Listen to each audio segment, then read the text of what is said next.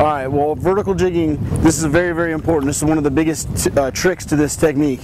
When I put my jig in the water, I want it to be as close to the boat as possible when it enters the water. And I want to, if I'm using the conventional, I want to maintain just a little bit of thumb pressure. I don't want it to go free flowing. Okay, that's going to let that thing sink as straight as possible. I want it to be straight up and down. That's why the term vertical jigging applies. The more vertical, the better it works. And as I let it fall, I'm watching my line colors, and right now I know the fish are somewhere around 200 feet. Okay, so I'm going to let out 8 colors. That gets me down 200 feet.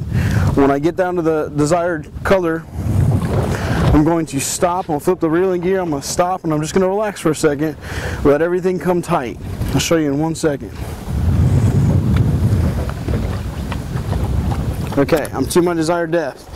Now what I'm going to do is I'm just going to crank that little bit of slack out, and I'm just going to relax for a second, let everything get tight. Now I'm going to start my jigging motion. Jigging motion is one lift of the rod where the rod loads up and one handle turn on the way down. You're not trying to get a bunch of handle turns. It's one very, very smooth motion. If you watch, see how I'm lifting, letting the rod load up? I'm getting one handle turn. If I do it in slow motion, my handle is here, I'm lifting, and as I come down, my handle stops at the same spot. There's it is in full speed. And periodically you want to pause. Just let the jig get still again and start again. And stop again. And you can do it slow. Same rhythm though. One handle turn per jig. Let's pause again.